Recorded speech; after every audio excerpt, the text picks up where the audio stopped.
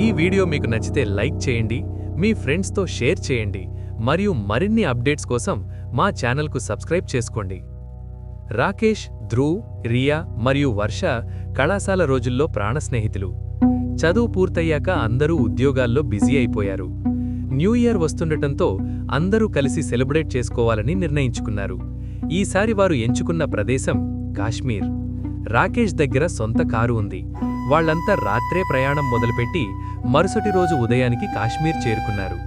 December 31వ తేదీ సాయంత్రం వాళ్లు ఒక క్యాంపింగ్ సైట్కు చేరుకుని టెంట్లు వేసుకున్నారు. చలిమంట వేసుకుని అందరూ చుట్టూ కూర్చున్నారు. అప్పుడు ధ్రువ్ ఇలా అన్నాడు, కాశ్మీర్ ఎంత అందంగా ఉంటుందో, ఇక్కడి కొండల్లో అంత భయంకరమైన ఆత్మల కథలు కూడా ఉంటాయి. ఇక్కడ మాయారూపం అని పిలిచే ఒక శక్తి మనుషులను భ్రమలో పడేసి చంపేస్తుందని విన్నాను. రాకేష్ నవ్వుతూ, అరే ధ్రువ్, మనం ఎంజాయ్ చేయడానికి వచ్చావ్, నీ దెయ్యం కథలాపు అని అన్నాడు. కాసేపటి తర్వాత రాకేష్కి ప్రకృతి పిలుపు రావడంతో కొంచెం దూరంగా పొదల్లోకి వెళ్లాడు. ధ్రువ్ వెళ్లేటప్పుడు హెచ్చరించాడు, రాకేష్, ఒంటరిగా వెడుతున్నావు, కనీసం అగ్గిపెట్టైనా తీసుకెళ్ళు, దుష్టశక్తులు అగ్నికి భయపడతాయి. కాని రాకేష్ పట్టించుకోకుండా వెళ్లాడు. పొదల్లోకి వెళ్లిన రాకేష్కి ఒక అమ్మాయి ఏడుపు వినిపించింది. అక్కడ ఒక అందమైన అమ్మాయి ఏడుస్తూ కనిపించింది. ఆమె పేరు నేహా అని చెప్పింది.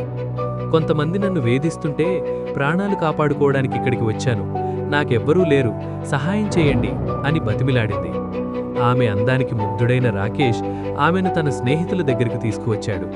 కాని రాకేష్ తన స్నేహితుల దగ్గరికి వచ్చి, ఇదిగో ఈ అమ్మాయికి సహాయం కావాలి అని చెప్పేసరికి అక్కడ ఎవ్వరూ లేరు. స్నేహితులు, రాకేష్, నీకేమైనా పిచ్చా, నువ్వు ఒంటరిగా వచ్చావు కదా అన్నారు. రాకేష్ వెనక్కి తిరిగి చూస్తే ఆ అమ్మాయి మాయమైపోయింది.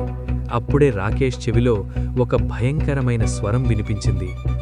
నేనెవరో ఇప్పుడు తెలిసిందా, నాతో వస్తావు కదా.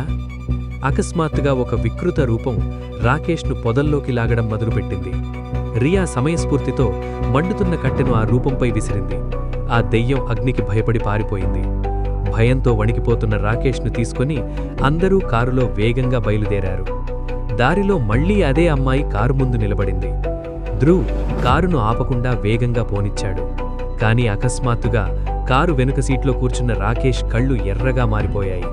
అతను రియాపై దాడి చేశాడు. వర్ష తన చేతికున్న రుద్రాక్ష బ్రేస్లెట్ను రాకేష్ నుదుటిపై పెట్టగానే అతను విలవిలలాడి స్పృహ కోల్పోయాడు. ఆ సమయంలో జరిగిన గందరగోళంలో వర్ష అడవిలోకి లాగబడింది. మిగిలినవారు ప్రాణభయంతో పారిపోయి దారిలో కొంతమంది నాగసాధువులను కలిశారు. సాధువులు తమ మంత్రశక్తితో రాకేష్ని, రియాని రక్షించారు. కాని వర్ష అప్పటికే ఆ చలావ చేతిలో మరణించిందని చెప్పారు. రాకేష్ మరియు అతని స్నేహితులు ప్రాణాలతో బయటపడి ఇంటికి చేరుకున్నారు. కాని ఆ భయంకరమైన జ్ఞాపకం వారిని ఎప్పటికీ వెంటాడుతూనే ఉంది. కొన్ని రోజుల తర్వాత రాకేష్ తన గ్రామం సీలంపూర్కు చేరుకున్నాడు. అక్కడ కూడా పరిస్థితి భయంకరంగా ఉంది. రాత్రిపూట ఎవ్వరూ బయట తిరగకూడదనే నిబంధన ఉంది. ఒకరోజు రాకేష్ పట్టణం నుండి వస్తుండగా దారిలో బైక్ పాడైపోయింది. అడవి దారిలో వెళుతుంటే అతనికి మళ్లీ ఒక అమ్మాయి ఏడుపు వినిపించింది. కాశ్మీర్ అనుభవం ఉన్న రాకేష్ ఈసారి కూడా ఆ అమ్మాయికి సహాయం చేయడానికి వెళ్లాడు. ఆమెకు నీళ్లిచ్చి తన ఇంటికి తీసుకువచ్చాడు. రాకేష్ తల్లి సునీత, ఒరే రాకేష్, పేరు ఊరు తెలియని అమ్మాయిని అడవి నుండి ఎందుకు తెచ్చావ్? ఆ అడవిలో ఒక పిశాచిని తిరుగుతుందని నీకు తెలియదా అని మందలించింది. కాని రాకేష్ ఆ నేహా మాయలో పడిపోయాడు. ఆమె కళ్లల్లోకి చూడగానే అతను తనని తాను మరిచిపోయాడు. 3 రోజుల్లోనే ఆమె గర్భవతి అని తెలిసి తల్లి ఆశ్చర్యపోయింది. ఒక రాత్రి తల్లి కిటికీలోంచి చూడగా నేహా గాలిలో ఎగురుతూ భయంకరమైన రూపంలో కనిపించింది. ఆ పిశాచిని సునీతను చంపేసింది. రాకేష్ తమ్ముడు విక్రమ్ ఇది చూసి రాకేష్కి చెప్పడానికి వెళ్లాడు. కాని రాకేష్ అప్పటికే పిశాచిని మాయలో ఉండి తను కూడా ఒక పిశాచంలా మారిపోయాడు. విక్రమ్ ఎలాగోలా తప్పించుకొని గ్రామస్తులందరినీ పిలుచుకువచ్చాడు. గ్రామస్తులు రాకేష్ ఇంటికి నిప్పు పెట్టారు. ఆ మంటల్లో రాకేష్ మరియు ఆ పిశాచిని కాలిబూడిదయ్యారు. కాని చనిపోయే ముందు ఆ పిశాచిని తన బిడ్డను బయటకు విసిరింది. అంటే ఆ కథ అక్కడితో ముగియలేదు. గ్రామస్తులు ఇల్లు తగలబెట్టిన తర్వాత అందరూ వెళ్ళిపోయారు. కాని ఆ అడవి పొదల్లో పడిన ఆ పిశాచిని బిడ్డ చనిపోలేదు. చిత్రమైన విషయమేమిటంటే ఆ బిడ్డ పుట్టిన కొన్ని గంటల్లోనే ఒక 10 ఏళ్ల బాలుడిలా పెరిగిపోయింది. ఆ బాలుడి కళ్ళు అచ్చం రాకేష్లాగే ఉన్నాయి. కాని చూపుల్లో ఆ పిశాచిని క్రూరత్వం ఉంది. వాడు అడవిలో తిరుగుతూ జంతువుల రక్తం తాగుతూ పెరగసాగాడు. గ్రామంలో విక్రమ్, రాకేష్ తమ్ముడు ఒంటరివాడైపోయాడు. ఒక రాత్రి విక్రమ్ నిద్రపోతుండగా కలలో తన అన్న రాకేష్ కనిపించాడు. రాకేష్ ఒళ్లంతా కాలిపోయి భయంకరంగా ఉన్నాడు. విక్రమ్, నన్ను క్షమించు.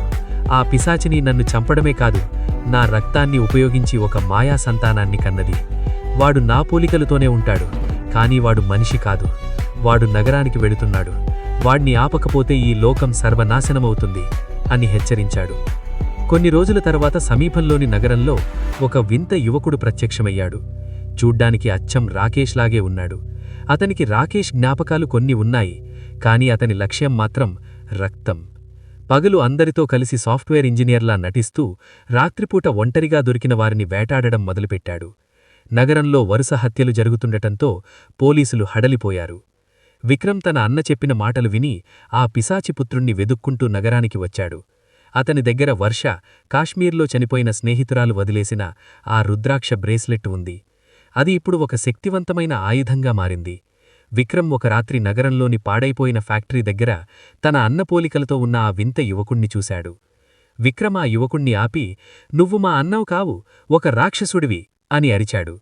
ఆ యువకుడు నవ్వి తన అసలు రూపాన్ని చూపించాడు. అతని ముఖం సగం రాకేష్ లాగా, సగం ఆ పిశాచినీలాగా మారిపోయింది. వాడు విక్రమ్పై దాడి చేశాడు. విక్రమ్ తన దగ్గర ఉన్న రుద్రాక్షను వాడి నుదుటిపై కొట్టాడు. ఆ దెబ్బకు ఆ పిశాచిపుత్రుడు విలవిలలాడిపోయాడు. అప్పుడు ఆకాశం నుండి ఒక భయంకరమైన అరుపు వినిపించింది. అది ఆ పాత పిశాచిని ఆత్మ. తన బిడ్డను రక్షించుకోవడానికి అది మళ్లీ వచ్చింది. విక్రమ్ భయపడకుండా తన అన్న ఆత్మను స్మరించుకున్నాడు. రాకేష్ ఆత్మ విక్రమ్లోకి ప్రవేశించింది. ఇప్పుడది ఒక పిశాచికి, ఒక పవిత్ర ఆత్మకు జరుగుతున్న పోరాటం. విక్రమ్ ఆ రుద్రాక్షను ఆ యువకుడి గుండెల్లో గుచ్చాడు. ఒక పెద్ద పేలుడుతో ఆ పిశాచిపుత్రుడు, ఆ పిశాచిని ఆత్మ రెండూ బూడిదైపోయాయి. నగరం ప్రశాంతంగా మారింది. కాని విక్రమ్ ఒక విషయాన్ని గమనించాడు. ఆ పాడైపోయిన ఫ్యాక్టరీ గోడమీద రక్తంతో ఒక వాక్యం రాసి ఉంది: "మేము మళ్లీ వస్తాం. కాశ్మీర్ మంచుకొండల్లో వేచి ఉంటాం." వీడియో నచ్చితే లైక్ కొట్టండి, అందరికీ షేర్ చేయండి, తప్పకుండా సబ్స్క్రైబ్ చేసుకోండి.